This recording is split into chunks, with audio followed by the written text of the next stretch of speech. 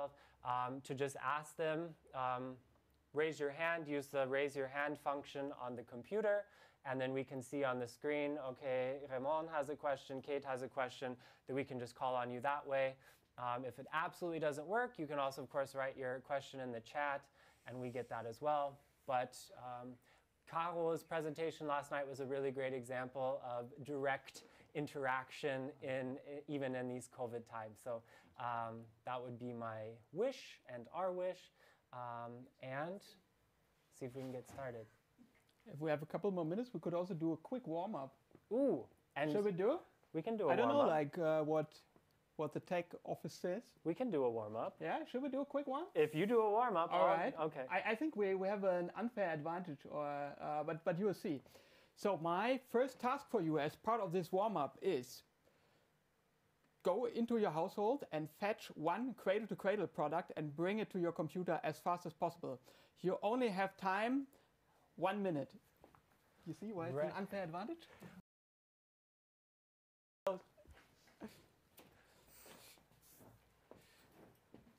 Ich hab schon. Du hast schon? Ja. Du hättest auch schon. Ich habe auch schon. Oh, wow, yeah. Carla says she's not at home. No, then that means Carla doesn't win the really huge prize that we have. Okay, we see Dopperflaschen, we see Stabilo, we got the Stabilo pens. Ruth is okay, what does Ruth have? I don't want to get it because it means unpacking a carefully packed bag, but I have the cradle-to-cradle pair of jeans from CNA. Ah! Pair of denim. Counts. Yeah. That's a good one. That's cradle-to-cradle. All right, what does Kate have? Does Kate have something now? I see something from Frosch, yes. She has cleaning. And I have the basic equipment for all pandemies, which is toilet paper, black Satino. Very nice. Any other? We saw a lot of Dopper bottles, which is very practical. Rebecca, what did you have? Also Dopper. Oh no, you had Stabilo. Yeah. Should we do a second task? Yes. One more? Do we have time for one more? Okay, then my next task for you is get your... Or maybe we skip that part? Does it quickly? Or a quick one, yeah? Get yourself something that you can communicate with, but not a phone. Something you can communicate with, but not a phone. Ruth has a postcard, I believe. Yeah. Postcard, we have notebook and pen. Hermann is pointing to his mouth. That is also a communication tool, maybe the original communication tool. Very nice. I have the classical design thinkers tool, the Post-it and the pen. Very nice. And I have my hands, because if I sit on my hands, then I also stop talking. Great. I would say we can get started now. Thank you, Jan, first of all, for the lovely warm-ups. I think for Friday and after a long week, that was exactly what, for sure, I needed, hopefully for you too. Welcome, everybody, to our last night of our long, wonderfully interesting and inspiring Cradle to Cradle Fall Academy in 2021. We've had a long week behind us of many interesting topics, everything from norms to looking at elastics and textiles and how to make them more cradle-like. We have had Caro's presentation on medication and how we make that circular and healthy for people and nature. We had how do we get cradle to cradle anchored into communities and cities, as well as how do we anchor it into our educational systems, how do we teach what we maybe know, but for different target groups of younger individuals who are going to be inspiring and creating our next generations and our society. And tonight we come together for also an extremely exciting topic. I feel like it's a hot topic, but maybe it's just because I've been reading more in the news and because we also have a new group to learn more about it and do this work. It is on as-a-service models, and what role that plays and the components of as a service plays in creating a C2C economy. I'll keep it short now. You guys know me, and we have the pleasure. I'll just be doing some logistical announcements, and then we'll pass on to Jan. Jan is, as far as I know, has been a member for quite some time and extremely involved, not only in the regional group here in Berlin, but was also one of the first to say, hey, this topic of product as a services is where we need to go and deserves more attention, to start this working group on product as a services, which is, of course, why I said Jan should be doing the moderation for this evening. And then, as you've already maybe seen and heard from names, we have, of course, Ruth, Andrade, and Robin. Ruth is from LUSH, UK and Germany, and Robin from Commown. And they will be providing us with insight into their business cases, where they stand, how as a service plays a role already or could play a role in their current business context. And I think with that, I'll pass on to Jan. Let's have a lot of fun, lots of questions, and have a good next hour and a half. Jan, the stage is yours. Thank you very much, Andrade, and thank you very much also for the very nice intro. Hello and a warm welcome from, I think, Berlin's greenest TV studio that has a lot of actual plants, doing air cleaning as a service for us here. And I'm pretty surprised about the TV studio I have in front of me. You have to imagine it's 5 different cameras pointing at me, and it's quite crazy, quite tough for after the pandemics. But I'm really happy to have these two great guests today and this great audience. Great that so many found their way.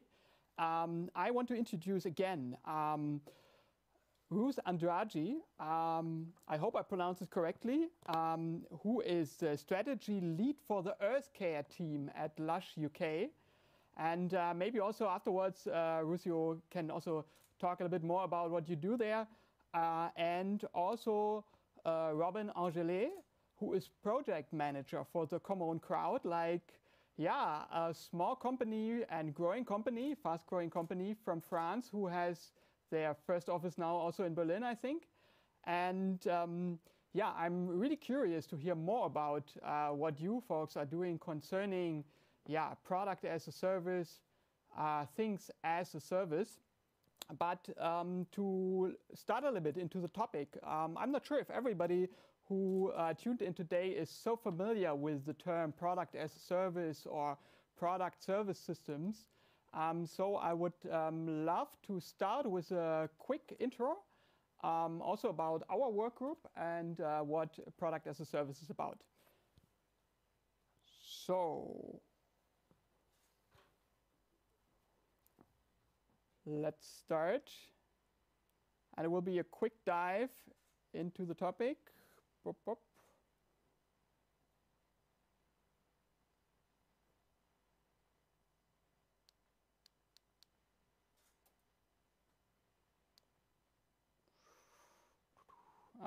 Thanks for helping. The tech is helping. Thank you very much. All right, there it is. So our topic is Cradle to Cradle inspired next generation product as a service or product service systems. Andrade was already very well introducing us. So what we do is about promoting product service systems. And also we want to integrate the Cradle to Cradle features into product service systems. So that is our core topic. But first of all, what are product service systems exactly? You might have stumbled upon a lot of different terms in connection with the topic. So it could be product of service, or even in German, hybride Leistungsbündel, some new terms as everything as a service, functional sales, servicizing, industrial product service systems. So don't be confused about this. This is more or less the same, or different sides of the same medal, meaning the same thing. And to give you a quick definition, which was one of the first ones by Mr. Goedkoop from 1999. So product service systems are like a set of products and services capable of jointly fulfilling a user's needs. So there's a product and a service combined. That's also why sometimes it's called hybrid thing. And the product service system is either provided by a single company, or it can also be like a group, an alliance of different companies. And the most important thing is that one function is fulfilled by means of the product and the service. And this can come from different directions. So basically it could start with rather product focus and then include an additional service, or it can be like a service at the core and then maybe a product being involved like somewhere at the outer rim. Let's call it like this. And generally that we're talking about product service systems is part of the conversion from an old industrial economy that was mostly about like products, and now we're advancing more towards like a service economy, which is basically in a lot of regards like somehow next level.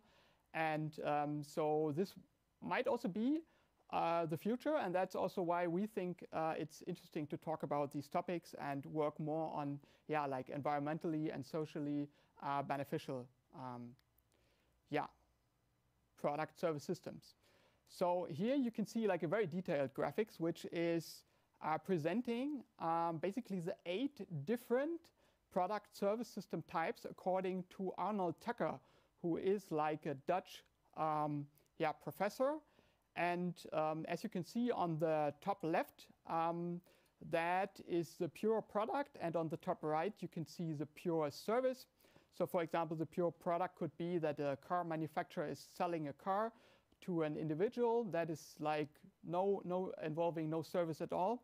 And then the pure service could be, for example, you have a taxi service, a cab service, where just the person is transported, and this obviously somehow is happening still within the car, but it's not really like involving the car so much, or it's not basically the task of the person to take care of the car. And then there are like 3 different basically columns, which we would consider classical product service systems. It can be product-oriented, user-oriented, or result-oriented. Coming from the left, the product-related one would be that the car manufacturer, for example, is also providing additional services to selling the car, or that, for example, advice is given to the buyers, or this could also be, for example, about an insurance service that is given.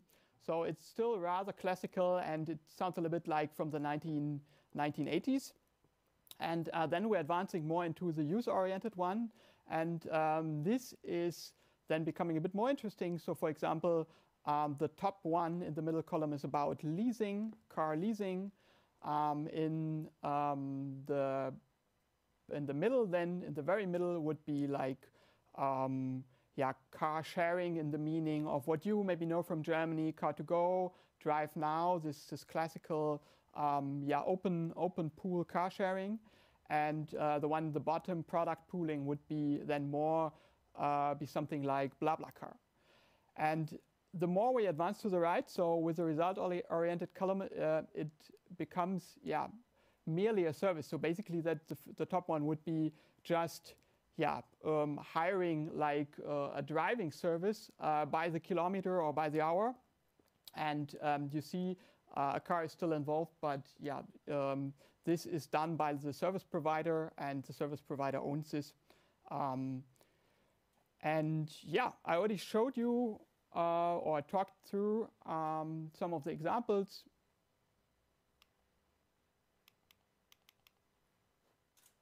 The clicking is not clicking. Clicking is not but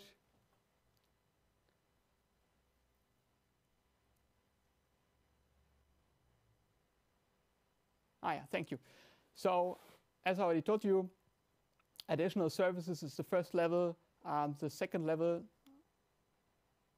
would be then kind of renting or leasing mostly. And the most advanced level is then, for example, offering the car paint or the car coating as a service. So actually you don't sell the car coating, you only sell the number of coated doors that you then actually use. All right, some examples from the industry. So maybe you've heard about, or the people from the Cradle to Cradle sphere have heard maybe about the Blue Movement, which is like a subscription model for washing machines and fridges and all kinds of things. So basically you can rent your own fridge instead of owning it. So in a lot of cases this product as a service goes hand in hand with a transfer of ownership. So the service provider is owning the asset, and the customer, the user, is not owning it anymore, but actually can focus on using it and gets a lot of services around the product itself.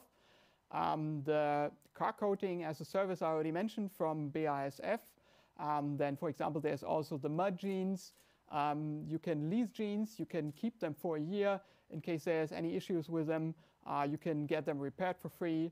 After a year, you can choose if you want to give them back and get a new pair, or if you want to continue wearing them, and at the end, like everything, all the products go back to the service provider in order to made ready to be, for example, refurbished, cleaned, remanufactured for a new loop, so they get a second life, and that's exactly the idea behind it, to close the loop, to make it circular. One also of the very prominent examples is also the Deso Airmaster and tiles, like carpet that is cleaning the air and binding all the particles from the air. So at the end of the lease, the tiles are also taken back, and very similar. It's also with Signify from Philips, which involves like not buying light bulbs anymore, but lighting as a service. And the last example is SafeChem Europe. They're providing like chemicals, like solvents for cleaning, for example, metals. And you get advice together with the solvent, and they even like developed the so-called safe-tainers, so they can deliver and take back the chemicals from the place where it's being used. So this is just to give you some examples how this can look like, and of course there are many more. There are a lot of advantages for the manufacturers if they adopt these models of product as a service. For example, they are building more close customer relationships. They know way better about their customers than if they just sell their products. Also, you can imagine everybody can build like a washing machine, but if you have a service around the washing machine and you carefully design these touch points with your users, then of course you have a lot of USPs that basically can't be imitated so easily from the competition. You can also make informed, stronger strategic alliances with the partners.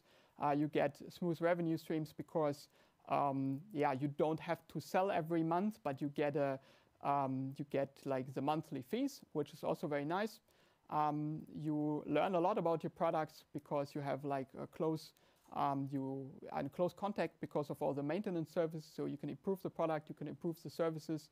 And if you do it right, there can also be a lot of ecological advantages, and maybe we talk about this or hear about this more from then Ruth and Robin. And then extremely briefly, what are we doing as this new working group working on product as a service within the Cradle to Cradle NGO? So our mission is to highlight product service systems as basically the logical consequence of circular economy, as a logical next step. And we also want to use and promote the potential of product service systems, develop them, develop examples, and combine this with the cradle-to-cradle thinking, with the cradle-to-cradle design concept. We want to do research about these topics and are already doing this. And of course, we also want to go more into the direction of like practically trying it out, maybe together with startups, with established companies, in order to promote a positive footprint. And many of you already know the cradle-to-cradle certification criteria, and this also plays a very big role. We are a group of 20 members, and we are working in 4 different task forces. We're basically all working as volunteers in close exchange with the NGO head office. We do project work. We have the 4 task forces working on incentives for product as a service, bringing together cradle-to-cradle criteria for product as a service.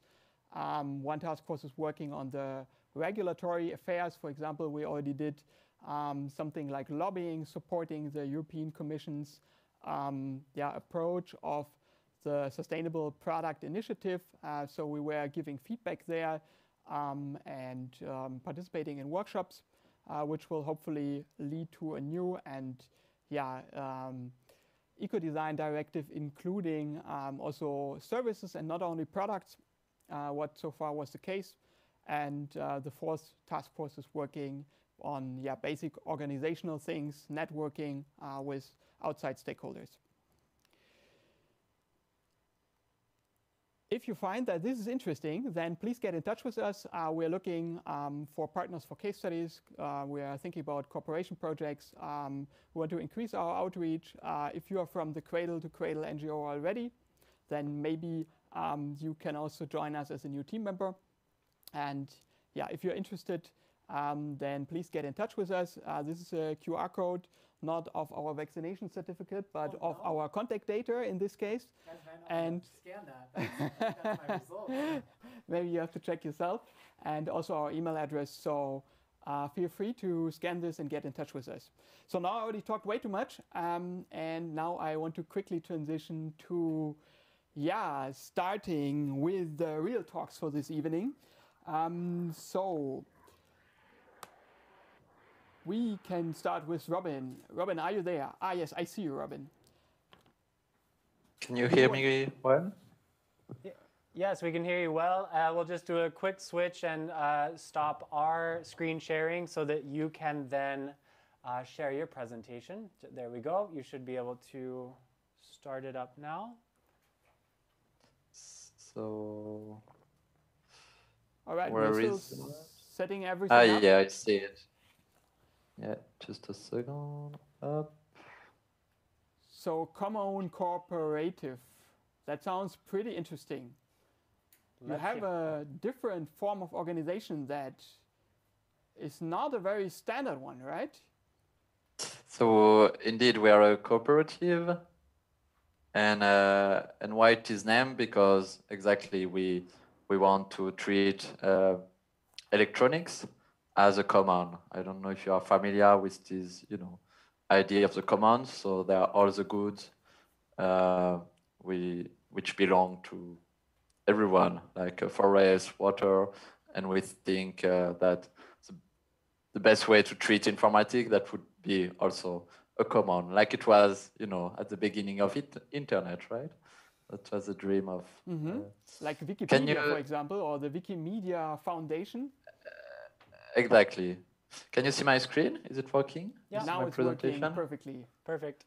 Perfect, right. Great.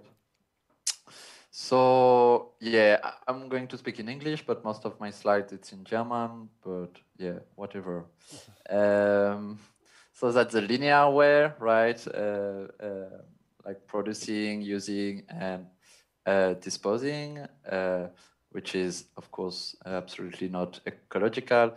And it's interesting to study. They've calculated the average, lifespan of a product to be sustainable. And for phone, that would be 50 years minimum. So we are not there, right? I think the average right now for a phone is 2 years. Oops, sorry.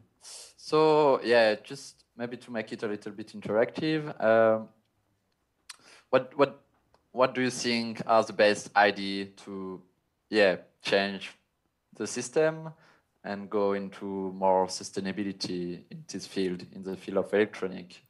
Do you have some? I can't see the chat, so maybe you can tell me. So you can also unmute yourself.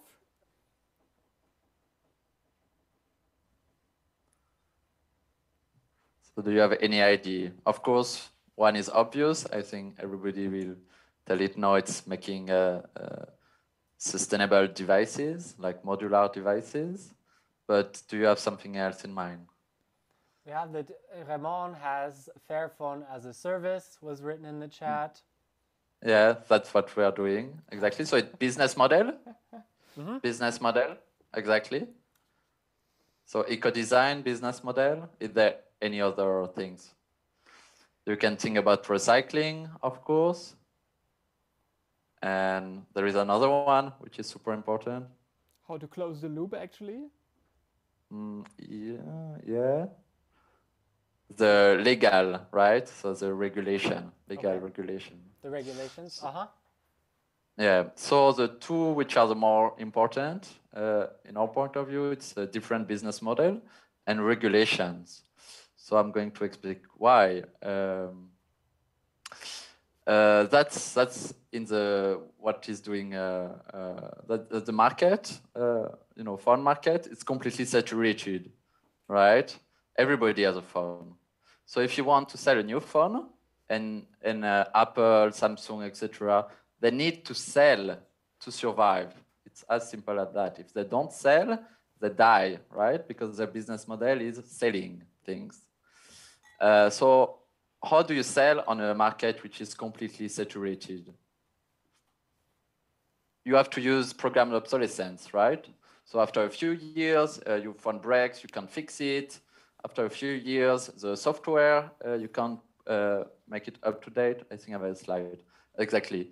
And the third way of programmed obsolescence is advertisement, right? Your phone is still perfectly working, but well, it's not hype anymore. So you are going to buy a new one. There are the three strategies, right? Material, software, and marketing to create a planned obsolescence. And they have to, because if they don't do it, they don't sell anymore and they just die. So first, that's why business model is a very important point, because what we are doing at Commown, we don't sell anything, we just rent or lease devices, and we make money because you are going to keep your devices. So the longest you keep the devices, the more we make money. So we have interest that your devices last. Do you understand? That's why business model is so important. And of course, regulations, because those big companies, if they don't have to, there is a chance that they will not do it. So hopefully some big companies, they still do it because they understand that it's even cost efficient and sustainable, like Xerox. If you don't know the business case of Xerox, I invite you to check. So they began to introduce modularity in all their printers so they can fix them more easily. Yeah, that's just very quick. In France, we now have a repairability index. So you can see, it's a hardware obsolescence. So Fairphone, it's easy to fix. iPhone, it's more difficult. And model, why is it software obsolescence models? Because that's exactly the politic of Apple, right? When you have there is 5 model, already, I don't know, you have the iPhone 4 or 5 or whatever, So now it's iPhone 13. So there is more than 5 models, in between. And Apple will say, okay, we stop to update the software. And then you have a phone which is supposed to work, but you can't open, WhatsApp because the software is too old. So that's also a good illustration of a programmed obsolescence by software. And why recycling is not a solution? Because there is a lot of material. We only get them back by 1%, 2%, and they're really rare materials. So at the moment, recycling, it's good to do it, but we are not going to I mean, it's not a solution, actually. It's not technically, it's not advanced enough. If we could, even with modularity, so that, I don't know, in the Accu, in the battery, you have more cobalt and whatever, even if you send only the battery to that's what I show you here. That's the case where there is modularity with the 512. But even in this case with modularity, it's for certain elements, it's very, very weak, you know, even with the most advanced technique. So unfortunately, recycling, it's not a solution at the moment. We should do it, but it's not enough.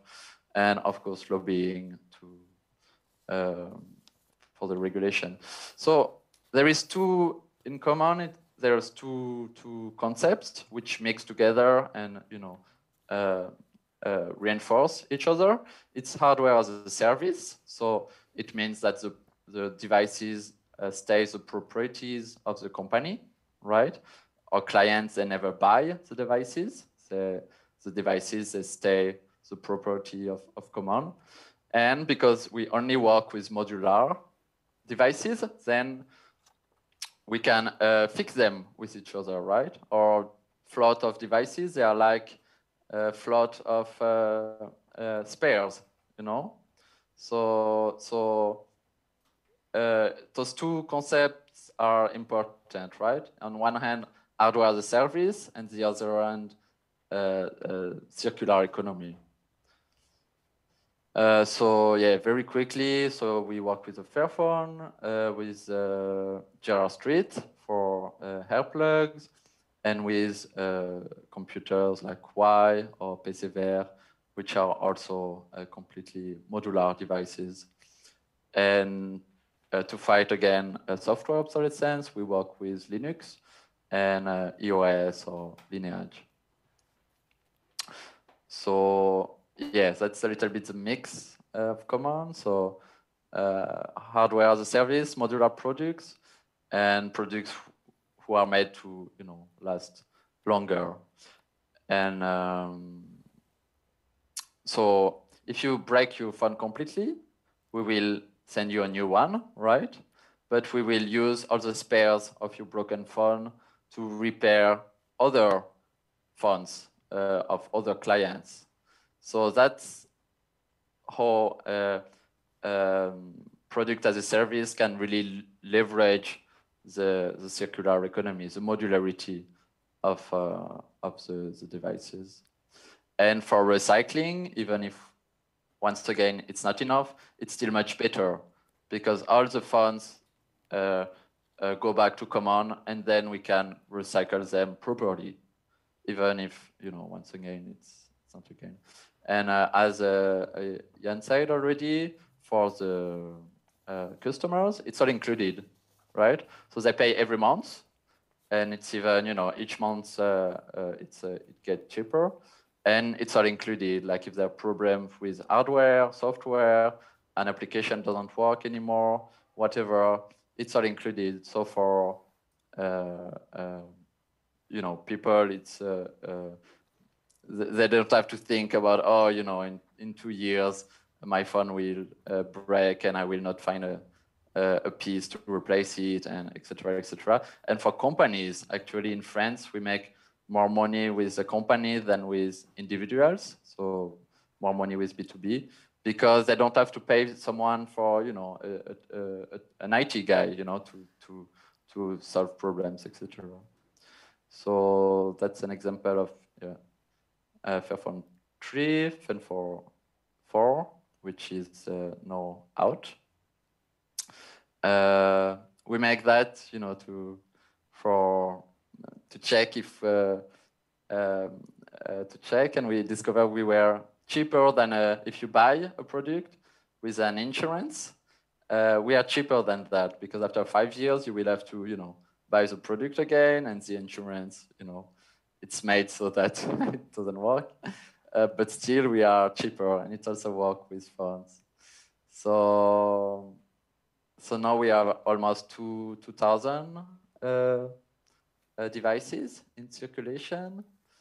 So we are cooperative, as Jan said, and we also found a partnership with other companies. So Fairphone, Retail, which is a sustainable, how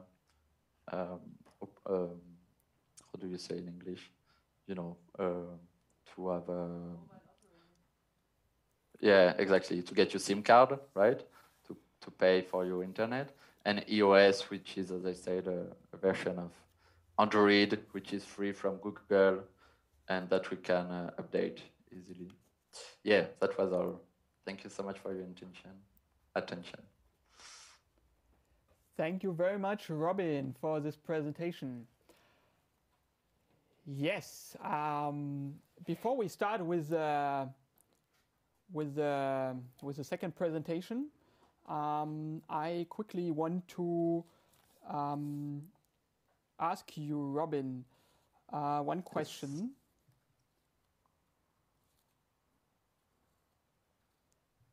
Okay, everything is moving here? Okay? Yeah. Maybe, Robin, can you...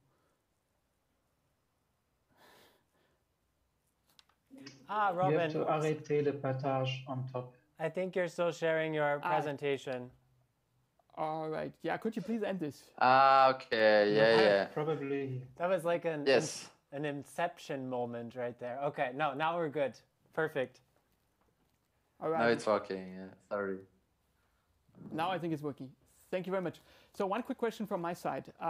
So normally when you have like a product as a service, what you do, hardware as a service, then in the beginning you have the issue that basically you need to finance these phones because the people who are renting them, they only pay over the years basically. So you're a very small company, 20 employees with a 2021 revenue of 260,000 euros. If now you need to buy all these phones, like how do you do this?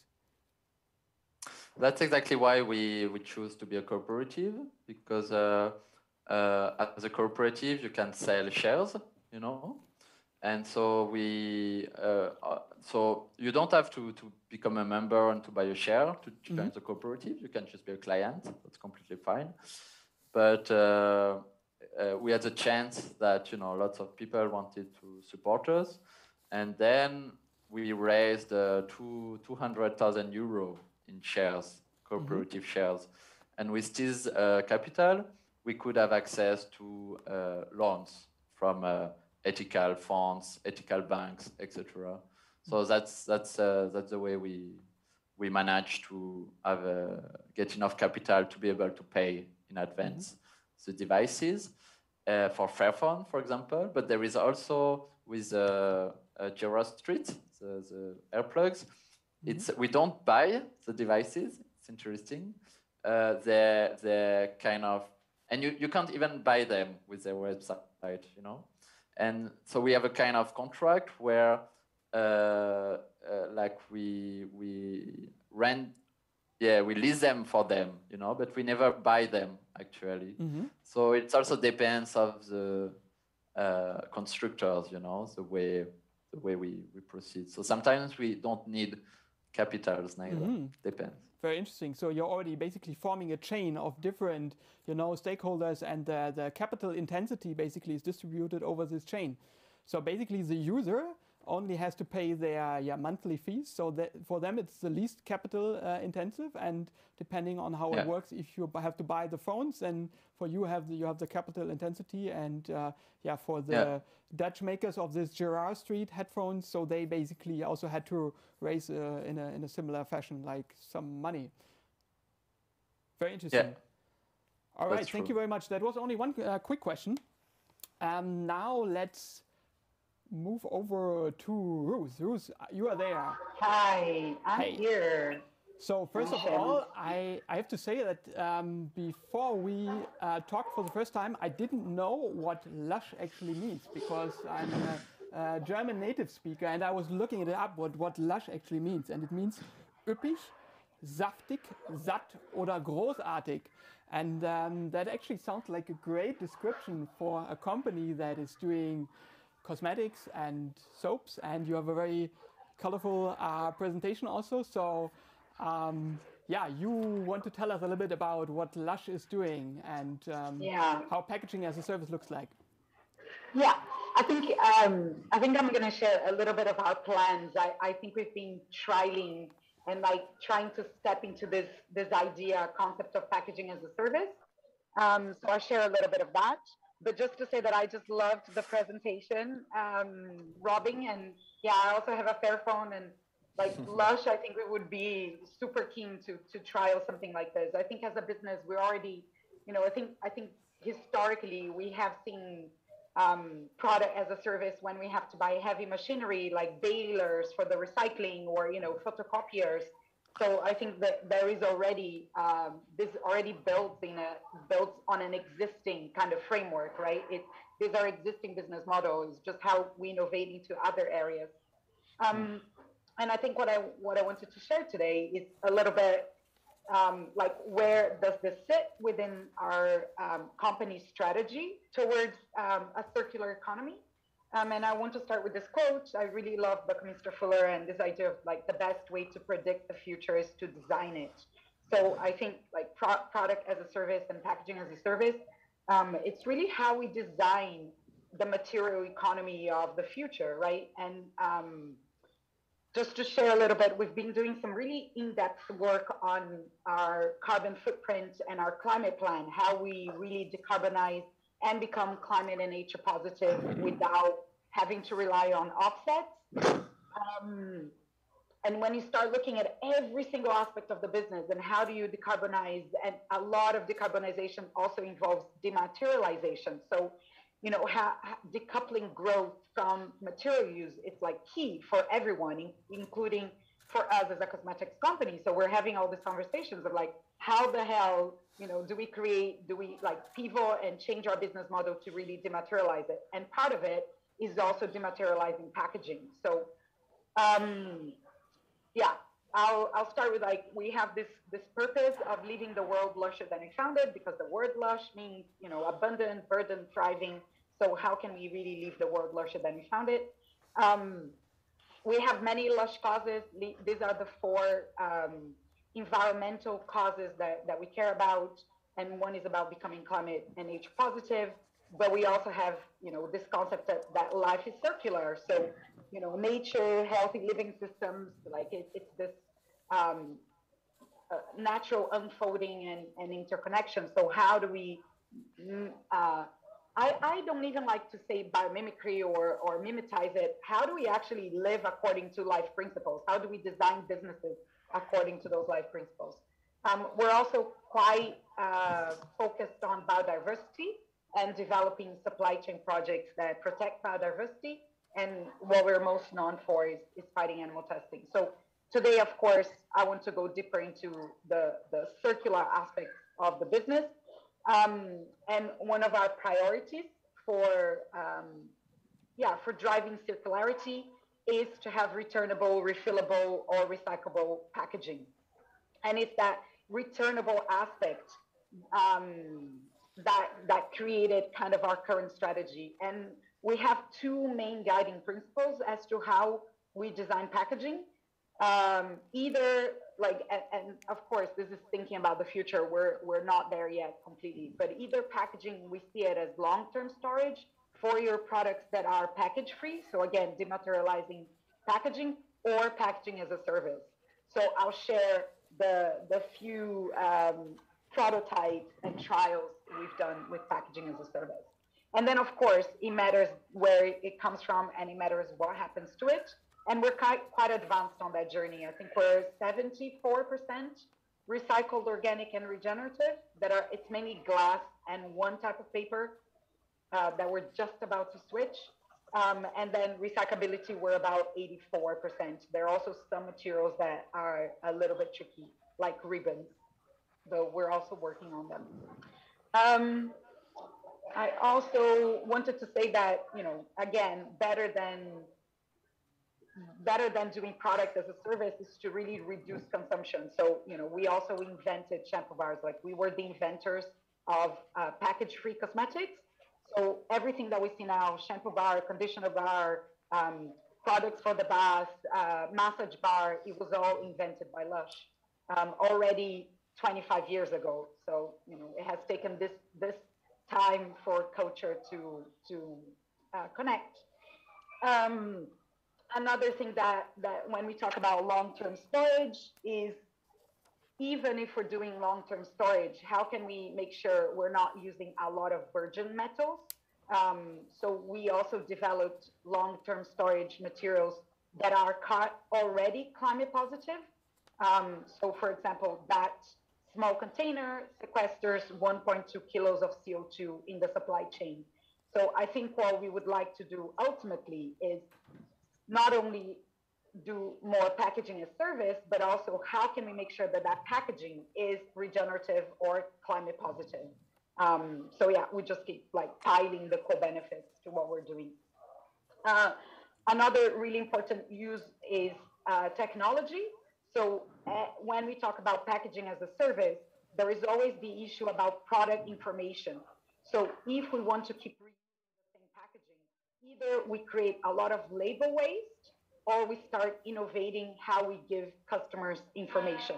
So we've also already developed Google Lens, on Google Lens, an application that you can use a map, go over your product, even if it's already heavily used, or go over a pot, and then it gives you cues that gives the system information about the product. So you can get information from the product without needing booklets and double labels, and yeah, again, aiming to dematerialize packaging.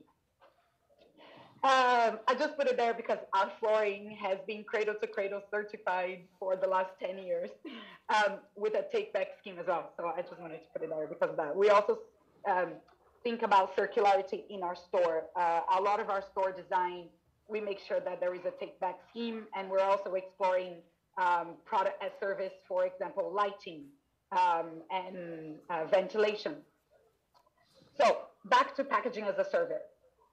2 years ago, we launched this program. We tried to change the culture as well around gift wrapping, using some of Japanese culture of wrapping fabric because you're wrapping something reusable. And the way we've done it is that you can come into our shop, you can get the... We can't hear you anymore, Ruth. Ruth, I think your tone has gone. She doesn't see that.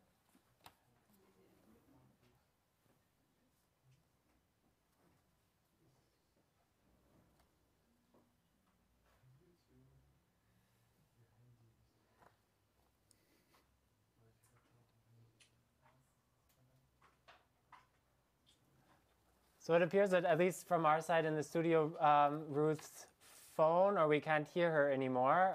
Is it the same in the Zoom room, or is it just hear us in the studio? No, I can hear her as well, so the tone is gone. Okay. Can someone... We'll write to her and make sure she's still speaking fervently.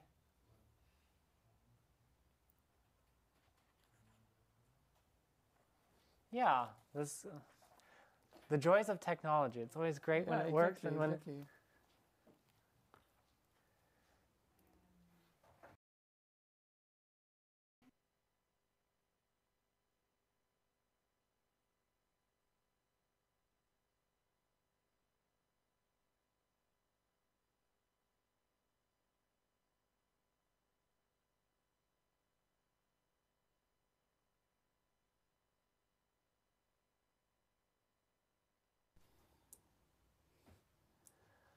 So we're having the current problem that she's sharing her screen and can't see us and can't get a message. But maybe there's a way. Our team is working very hard and diligently. Thank you, productions team. And all we get to do also doesn't work, like, because she's using because she's in Zoom. Yeah. Okay. Oh no, I think now we maybe. Folks, I just realized. Where did you lose me? We lost you at gift wrapping with the scarves, the Japanese scarves as a service, but towards the end where you were moving back to it. So yeah, maybe if you want, you can do all this again. Yeah. I think we have the time. So back one slide. We see now closed loops packaging returns. Can you hear me? Yeah, yes, now we hear you. Great. Okay, great. Sorry, apologies. Where did you lose me? We lost you at the Japanese wrapping. Oh, that's a shame. Okay, so yeah, so this was a trial, and that's it. Basically, you come into the store, you get your gift wrapped in fabric, and you can bring the fabric back, exchange for a new fabric and just pay the difference, which is basically the cost of washing. So you can just keep the same, you can just keep returning your gift wrap and getting a new gift wrap and rewash and bring it back to the stores. So we have constantly this vintage, we call them vintage knot wraps, which are the used knot wraps that just keep cycling within our system. So that was one of the trials of like, can we really do gift wrapping as a service? Because gift wrap is such a waste of material, but like we don't want to completely, destroy the joy of giving gifts. So how can we change the way we wrap and the way we look at those materials? And then 13 years ago, we started a take back program. And the take back program involved customers bringing back our pots. We recycled the pots into closed loops. And now we just launched in the UK at the beginning of the year, and we're launching in Germany in January, really deposit return for our packaging. So you already have the cost of the packaging embedded in the product. When you buy the product and you bring the packaging back, you get 50 cents discount. And then that packaging, we are right now, this week, trialing a new washing system. So we're partnering with a startup, and the startup have developed a new protocol for cleaning packaging in a way that we can reuse any kind of packaging. It doesn't have to be packaging especially designed for refill. So we can basically use the whole infrastructure that we've created across the world. We have closed loops in our factory in Canada, UK, Germany, Croatia, Japan, and Australia. Although Australia, it's a partnership with TerraCycle. The other ones is our own partnerships. And then we can easily plug in a reuse model to our existing system. And this has been really interesting because, actually, I want to talk about that now, sorry. I'll follow my presentation, not my thinking. I'll show you later because the startup is offering hardware as a service. So I'll also talk about that a little bit later. So not only would we be doing like really good packaging as service model, but also the washing would be done as hardware as service. So we don't need to buy all the washing infrastructure, and we can quickly deploy it to our factories without, big capital investments, which are usually the barrier to these projects. Anyway, we created this pathway already also some time ago, that if we can increase the returns, we also get the economies of scale to introduce refill. And by creating that culture, it means that we can use higher quality packaging that lasts longer because we own the packaging. So we start seeing packaging as an asset that we own, because the whole problem with disposable cutlery, disposable packaging, single-use packaging, you try to make that packaging as cheap as possible because you want the cost of your product to be really low and for you to make a profit.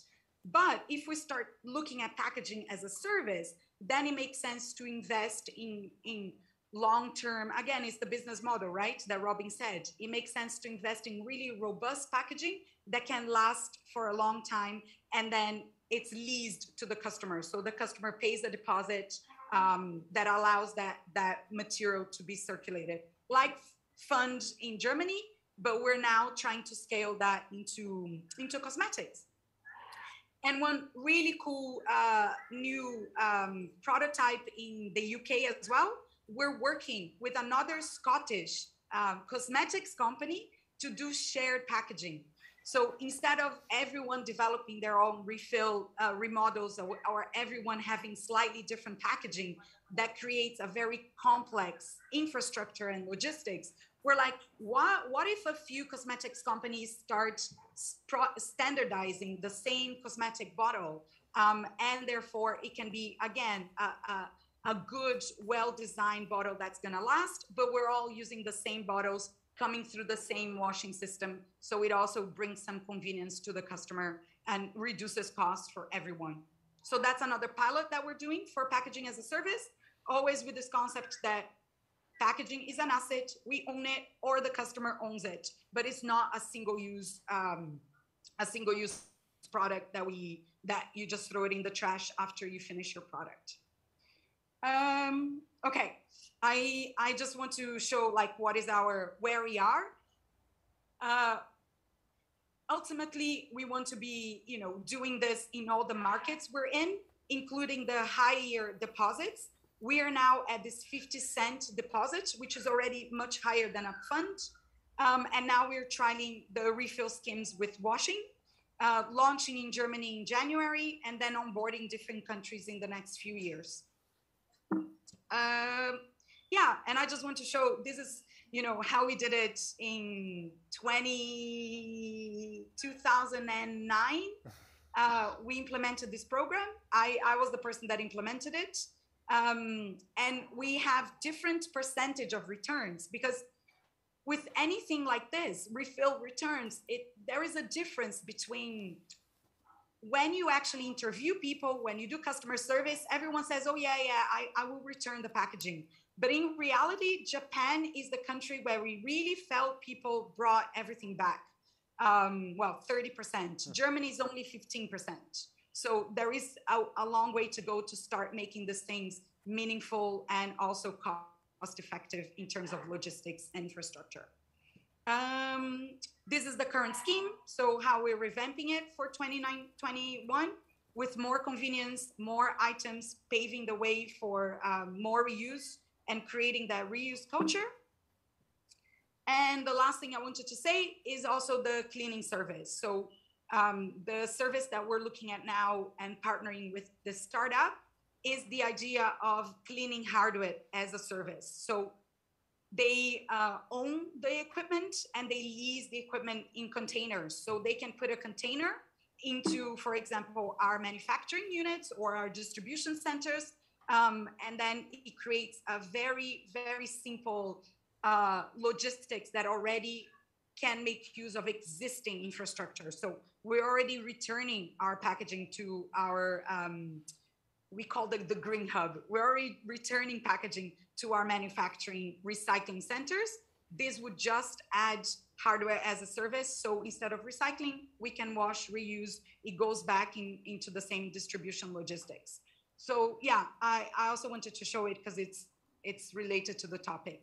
Packaging as service, being cleaned by hardware as service in a way that allows for scalability. And that's the startup called useagain.io. Yeah, what they're doing is really impressive. They've basically created this hardware for cleaning that can clean the pots, like the whole process of taking the pots, cleaning and delivering is the same cost as buying new single-use packaging. So that's like revolutionary, because then there are no excuses like that. Like you reduce the barrier of adoption so much that this is a great first step. And then we can think about, buying the long-term packaging. So we're trialing those two things, cleaning what we already have and working with shared returnable and reusable packaging that is also used by other players in the cosmetics industry. That's kind of what I wanted to say. I know I talk really fast, but I also thought it's nicer if we have a discussion around this than just me throwing information at you. So yeah, that's our experience with this. Thank you very much. Yeah. All right, thank you very much. I hope you could understand and you didn't miss much. Thank you very much, Ruth. Like everything worked now, the connection becomes a little bit bad, but I think we made it so far. But maybe one quick question before we do anything else concerning this clean cell. So the clean cell is brought to where, maybe you can go back one slide, please. Yeah. So this clean cell is provided by this startup, and they come to operate this clean cell at your place, or is it operated by the people who work at the retailer's distribution center? No, so they provide the hardware and the maintenance and the support, but it's operated by the people in our team. Yeah.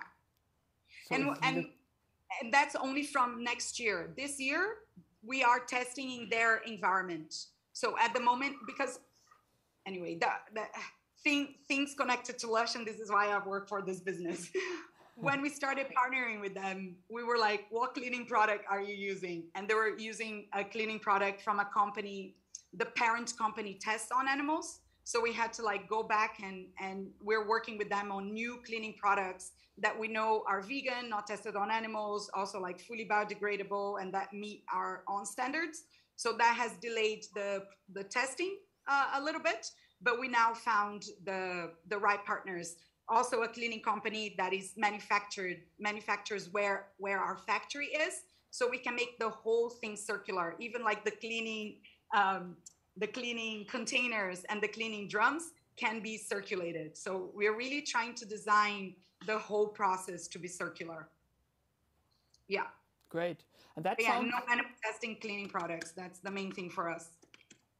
And that sounds like a great example of like a product as a service in a way, or in this case, packaging as a service, because if you have one service already, then more services can accumulate. And by also putting the clean cell exactly at your retailer's distribution center, you can also make the path shorter concerning the logistics aspects, because if you would like drive all the packaging around through, I don't know, then UK or Germany or whatever, it's probably not so good, because you in the end also want to still have a net positive impact, right? Exactly. So it would not be any use like to just drive it around. Exactly. And we've been like, the way that we could make this model work was we have a pattern of partnership. And that pattern, I mean, we've been doing this for 13 years, right? That pattern is where we already manufacture in our biggest markets. So we are manufacturing in Germany or in the UK or in Japan or in Australia or in Canada. We managed to find a plastic supplier, so a packaging supplier, a plastic processor, and our factory, usually within the same region. So all of our manufacturings have closed loops that use this pattern of plastic processor, packaging manufacturing, LUSH. And now what we're trying to do is, can we add cleaning to this, partnership? So we still want the plastic recycler because, the packaging is not going to last forever, but we want to add cleaning to this pattern and then replicate it. So starting the UK, Croatia, and Germany next, and Croatia. Thank you very much for this addition. That's also one aspect that's documented in literature, and also that we found out as part of our research with the work group within the Cradle to Cradle NGO, that product as a service generally, if it's done right, and if you want to do it like also concerning the environmental impact you're creating, you in many cases come to a point where you have like regional economics, regional infrastructure, because all the providers need to be closer together, and in the best case also your customers are close together in order to don't like waste all your positive footprint on fuel in the end. Exactly. I'm a super, I really like this topic, so I don't want to stop forever, but like when we really look at decarbonization, the thing that's really tricky for the next 10 years, because we also have short-term targets, like we don't want to decarbonize by 2040 or, get climate positive, nature positive by 2040 or 50 is too late. But the really challenge in the next 10 years is decarbonizing transport, especially long distance transport. So, if we can build the logistic around circular economy within reach of electric vehicles, and, that's a little bit chance that we can also decarbonize transport around circular economy. Exactly. Thank you very much. Could you do us one favor and end your presentation now, so we can actually see the whole audience for the question and answer session? Because I think, like, I personally have got like 100 questions. I don't know how it is for you, Gentry, but there's also like an audience of, at the moment, I can't see exactly how many people, but I think it's a lot, and I guess there are also like a lot of questions. And if I'm not mistaken, there is one question from Carla.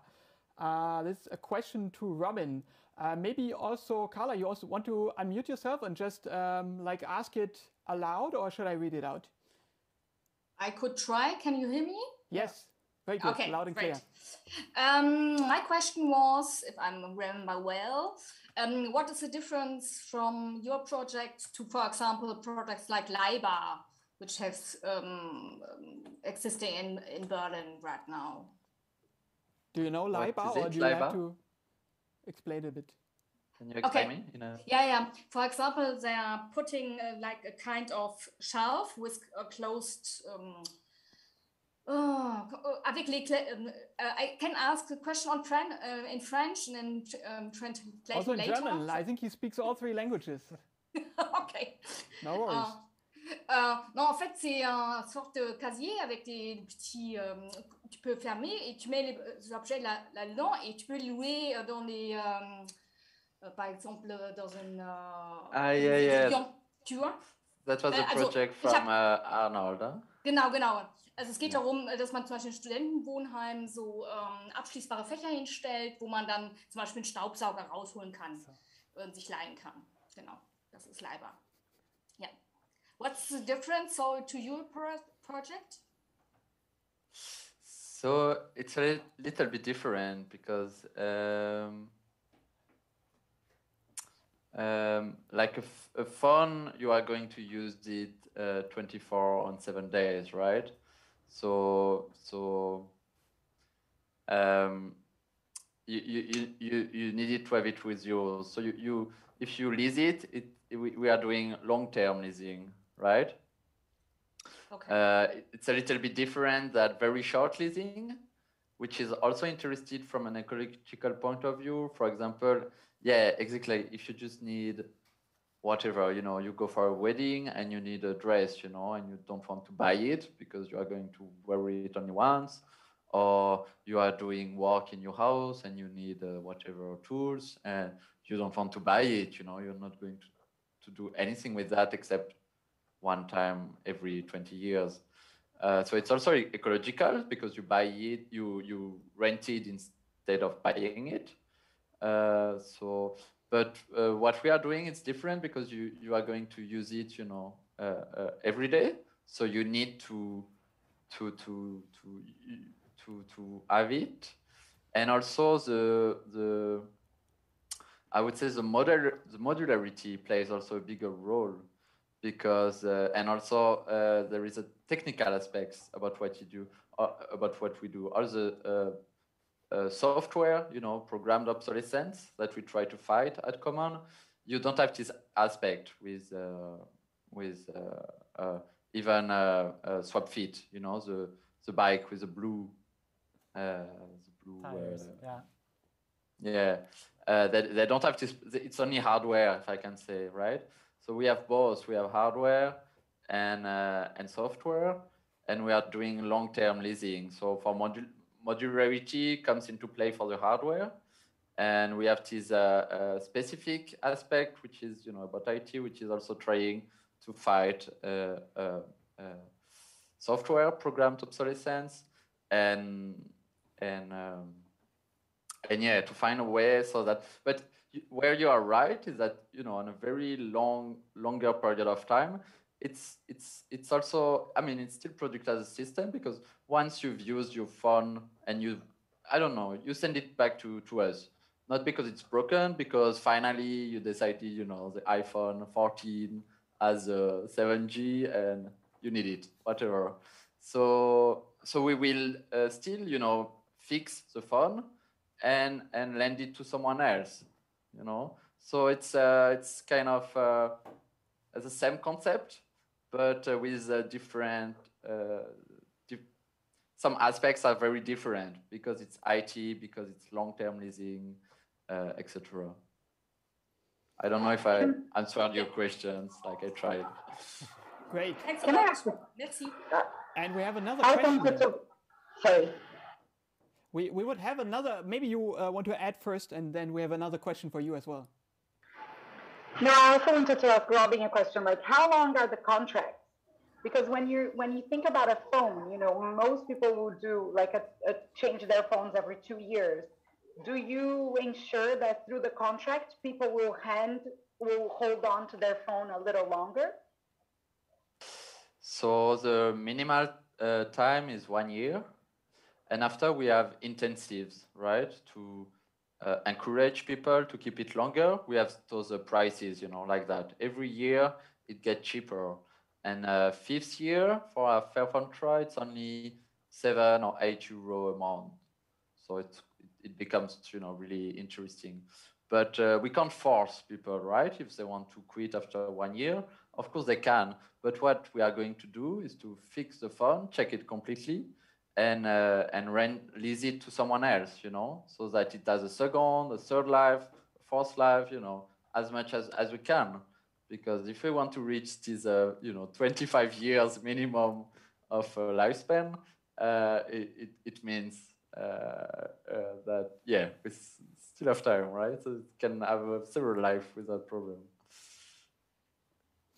So you also have like a monetary incentive basically for users to, keep subscribed. Exactly. Makes a lot of sense. We have one more question for you, Ruth. So what role does the material health play in the plastic packaging? Because they are like, good plastics and bad plastics. So how do you make sure also the plastic packaging itself is healthy for the people touching it? I think we haven't paid as much attention to that as we probably should have. So we use a lot of PT, but we also use a lot of polypropylene. So the recycled plastic is a lot of polypropylene. And we have tried to find like clean feedstocks. So for example, we know that, we know that just purely post-consumer packaging is difficult. So we try to find clean sources of post-consumer packaging. So one of them, we also did a partnership with a take-back scheme for contact lens cases. That little contact lens container. So some of, for example, our clear polypropylene is coming from that clean feedstock. But also this is something that we have been in contact with Cradle to Cradle before in the past to really do a thorough analysis in our plastic, which is now being done in Germany. Because I think it wasn't really a question that was asked before. But of course, no bisphenol, no BPA, none of those, no phthalates, that leak into the product, like those things we test. But I think we need to that is the issue with recycled plastics. Like that remains one of the concerns with recycled plastic, that they cannot be so pure as if you're using virgin plastic. But we don't want to use virgin plastic. We also think like we like glass, but like it's a health and safety hazard to have like glass in your bathroom, and also glass is really heavy. So whenever we do like the life cycle assessment, like glass, it's really hard to justify the additional footprint of glass, and we find it almost impossible. Like our perfume bottles, we've been searching for a good source of recycled glass, and it's basically impossible to get 100% recycled glass. So it's like, what do you compromise, or what are the trade-offs, right, of the decisions that we're making? And then our decision has always been no packaging. Like, over I think 65% of our range can be purchased with no packaging at all. So that's what we've been trying to push from the beginning. And now we're hoping that with refill, we can actually get, better packaging that's more long lasting and more expensive. But we also really worry about mining. Like mining, there are lots of health issues with mining. It's just that they are, externalized to the developing countries. So it's also like we're seeing a lot of reusable containers made out of stainless steel, and even stainless steel is only 65% recycled. So there's still a lot of mining, including in Brazil, and causing horrendous accidents. So how do we also see that? And then we get to a point where there are no good materials, and that's why dematerialization is so important, because or using things like cork or paper. But then when you look at paper, then we're also reaching a lot of limits, and we know paper is responsible for deforestation in Romania, and that the Amazon effect of buying up all the cardboard boxes in the world also drove deforestation. So we do our knot wraps, some of the take back scheme with the gift wrap. We actually worked with an Indian partner transitioning farmers to regenerative agriculture. So we also use regenerative cotton for some of our knot wraps. And then others are recycled PET bottles. But again, we go back into the same issue of using plastics. Yeah. Thank you very much for also this comprehensive answer, going into all these different materials, because that's exactly the reality you have to work with. But I think there is good news. I think maybe it's good that we talk. I think there are good plastics manufacturers. I think it's doable. And to just shoot one more question directly, basically into your direction, one thing that I was wondering about, you showed these pictures of these black containers, these black pots. So, and you also said that basically in Japan, 30% return rate is the highest you were able to achieve so far. And obviously it's also part of, you training your customers. But on the other hand, you also have to see, even in Japan, it's 70% not coming back. So basically, in the worst case, everything lands up in the ocean. Let's hope this is not happening. But what I could imagine is that maybe these black pots end up in recycling. And what I know so far is that also in Germany, there are not so many recycling facilities that can actually make use out of black plastic. So actually, black plastic is the worst what you can do. And there are like new technologies that can solve this, but I think they are not widespread yet. So I know that your store concept is a lot into like black and white and with wood, and looks very nice and clean, and I like it a lot. But did you opt for black pots because of the style, or is there another reason that you went for this? Because recycling is maybe not the best if you don't manage to close the loop. So I mean, the amount of hours we have spent internally discussing this. So I think we were using black from the beginning, also because it's the easiest color to get 100% recycled. Imagine, like, we started using 100% post-consumer recycled plastic in 2007. 2008, we switched everything. So we're talking about many, many years ago. And then, by having everything black, it was a lot easier to just use recycled plastics, because you just add, a master batch, and you don't have to worry so much about making sure that the feedstock is white, or making sure that the feedstock is clear. That was already really hard. Even with PET bottles, we really struggled to get really high quality, 100% post-consumer recycled PET, over 10 years ago.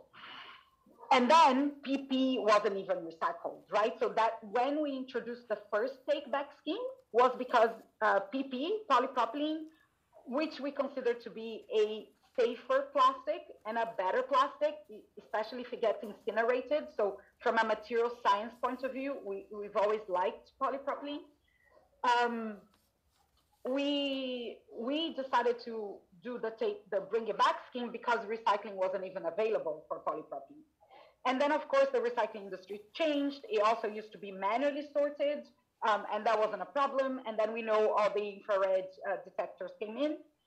And then when they first came in, we started testing the master batches of different, and I know people here are interested, so that's why I'm going a little bit deeper into the story.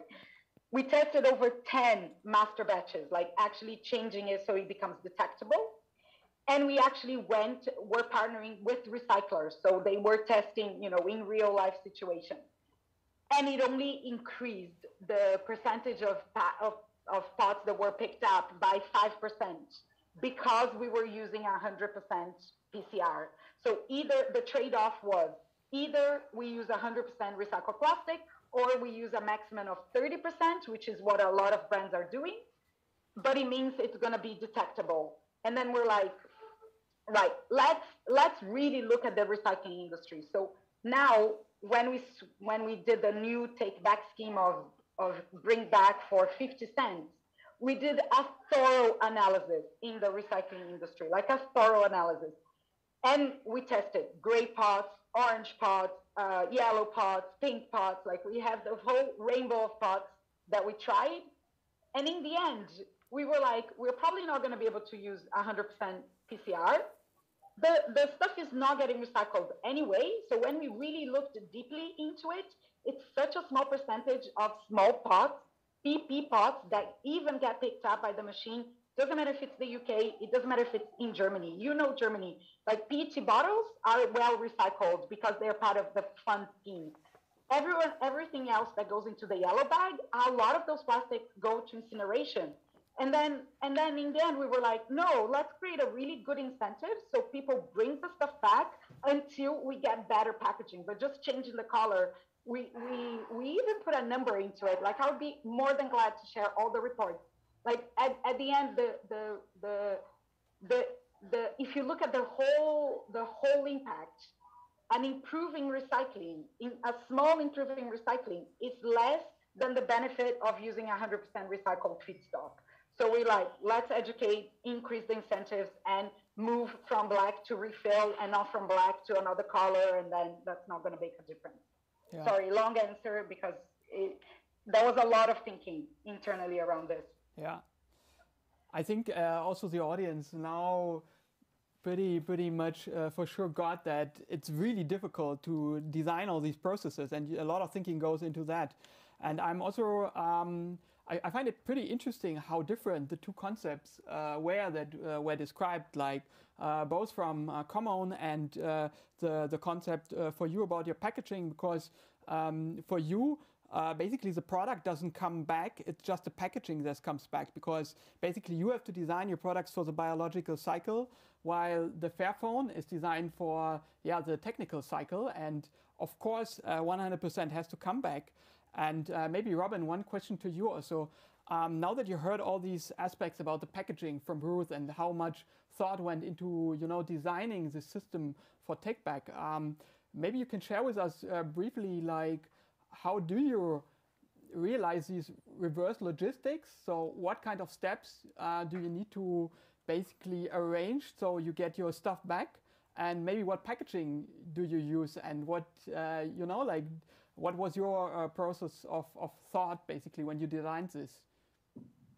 Yeah, actually we also had to think about that. So first thing is that we ask people to keep the packaging, because it has been made to transport the Fairphone or laptops or the earplugs. So we ask them explicitly to keep it, to use it when they send the product back. And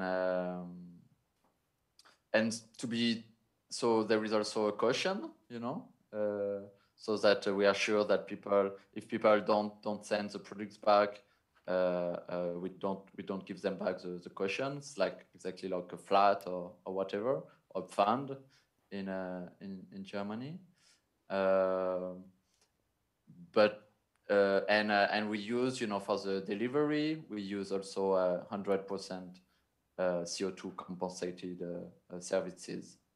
So like that, we do the most possible to be sure that exactly not to produce CO2 with the delivery, to use to reuse packagings at the maximum, so we can even sometimes use it again to another client when it's really in a good state, and of course to get our products back, which is also important for recycling or giving a second life to our products. All right, maybe we have time for one more question, also to you, Robin. I think it's from the chat as well. How long will it take until phone batteries will be built in a modular way? The battery, you can, with Fairphone, you can just change it very easily, and it's even included in the leasing that we can send you a new battery every year.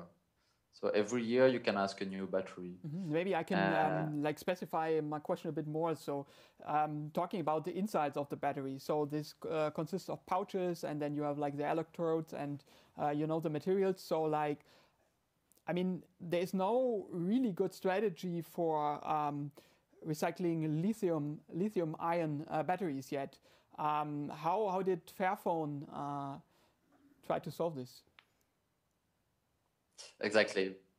Well, they try with modularity, because the more you sort out the elements, the more you can, the more recycling is efficient. But that's exactly why I was telling, you know, that modularity, recycling is not a solution, because technically, even the best, you know, institutes in the world like Fraunhofer, etc., even when you give them modular devices, some elements like batteries, etc., some rare earth materials,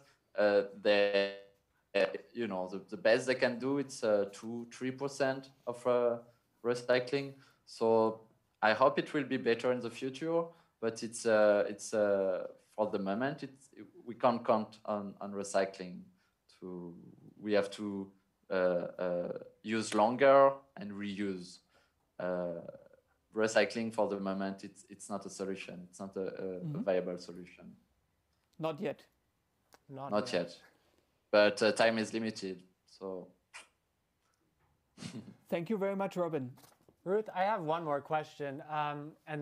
Sorry. People are looking at me, Gentry, the time's up, but we also started late, and I feel like it's just such an interesting round. The topic of, yes, we talked about it's a product of consumption, or having the soaps that's not being returned back to LUSH to be able to reutilize. So it's about all that is surrounding it, being the packaging, also the logistics of how it's transported.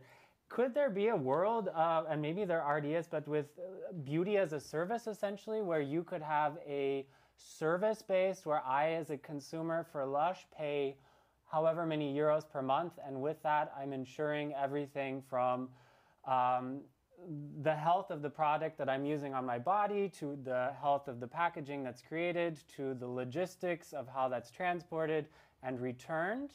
Is there a future for that, where you say, as a consumer, pay 50 euros a month, and you are essentially, as LUSH, ensuring that that process is climate friendly, good for humans and nature, and delivering that to me? Does that exist already? And if not, could that be something that exists in the future? That's very interesting. We have a subscription service that is as close as we will get with that. It's like 100% natural products, freshly made, no preservatives. They get into your house in like 48 hours, and it's all biodegradable, compostable packaging. Not in Germany, we're launching that early next year as well, but it exists in France and in the UK. And I think that's really fresh cosmetics, like face masks and things to that also support the microbiome, right? Because of no preservatives. But I think it could go even a bit further, like treatment and spa and massage. You know, how do we see beauty in a different way as well? Like it's interesting. We started a working group internally to discuss how do we dematerialize the business model. And I will take your idea, because I think that's and for me, that combined with changing the concept of beauty, I think would be really interesting. So it's making people feel beautiful. You know what I mean? Like, can we do something? So yes, a little bit is cosmetics, but part of it is how do we help make you feel beautiful? Yeah. Isn't everybody already beautiful, and we're just like exactly like you just have let to them shine? That's how I understood it. Exactly. Exactly, but that's it. Like you have to feel beautiful, right? Not having to put makeup on and stuff like that. All right, Sophie was raising her hand. Can I give a comment on this? Absolutely. Okay, Ruth, I already texted that I follow the Cradle Girl method. Because I'm wavy, sort of. And when I started, I had no clue that I actually had wavy hair. So just by changing my shampoo and my conditioner, it gave me a totally new look. But this was really a journey for me. So, and I think that a lot of people are struggling with it. And I think a lot of people don't know that they treat their hair wrong. So if you kind of could include that in that, you know, in that subscription to really get advice on how to treat your hair right, that would be amazing. That would help so many people. Yeah, and I think that's the thing, right? You can use fewer products and use the ones that are really right for you. We do have now a co-wash, a naked co-wash, like a co-wash without packaging, with avocado. But thinking about the subscription model, I think it's also really nice that maybe you just need a little bit. You just need a rinse, or you just need something that you add to your own water. Like, I think there is a lot to be like developed around cosmetics in that respect. Yes. Thank you for giving free consultancy for us. We are having those conversations, so it's great to speak to like customers and potential customers. Yes. I beforehand I did use LUSH because it's just so convenient, but I just found out that it's just too harsh for my hair. So I kind of had to give it up, and it really hurt. So try co-wash. Anyway, send me to your email here. I'll get in touch with you. I'll send you one as a gift. All right. Thanks to the speakers, first of all, to Ruth, to Robin, who I don't see at the moment, but thank you very much for your great presentations. I think like this product as a service is definitely not something for just for one evening. It's basically for 1 week in total, because there's so many details you can talk about and all these different stakeholders that can be part of this or not. I think we did a first quick dive into the topic, and I also want to say a big thank you to all the audience. So far, I think, I don't know how many people, but it looks like a lot. And then I would love to hand back to Gentry. Yes, thank you very much. Jan, I think, so one, I'm worried. Let's first give Jan a big hand of applause digitally for moderating. I say I'm worried because I really like this job and he did a very good job at it. And now I'm scared if I don't behave that they'll just be sending all of my moderation jobs onto Jan. So thank you so much. Obviously very knowledgeable, not only on this topic, but many. Appreciate your work and your willingness to come and moderate and help us all have a really interesting discussion. So thank you very much. Thank you so much. I will refuse all jobs they offer me. Perfect. We have a deal. This is what we call collaboration, people. So we've come to the end of our time. I would also like to thank Ruth and Robin for sharing your insight, your business cases. This was really interesting to have this week. We had, for example, the elastics topic before and producers of textiles, where we came to this point of, okay, so you've produced a healthy product, but how does the systems around it make it actually move further in a circular direction? And there, we didn't come further in that conversation. So I found it really great to talk about, okay, how do we completely reimagine what one gets from a product? Do we need such product, or are we just looking at the utility it provides us, and what are innovative and obviously very ecological ways of going about that? Really enjoyed the conversation. So thank you to all who were involved tonight. Thank you for your time, Robin and Ruth, again for joining us. And we are now at the end of our week.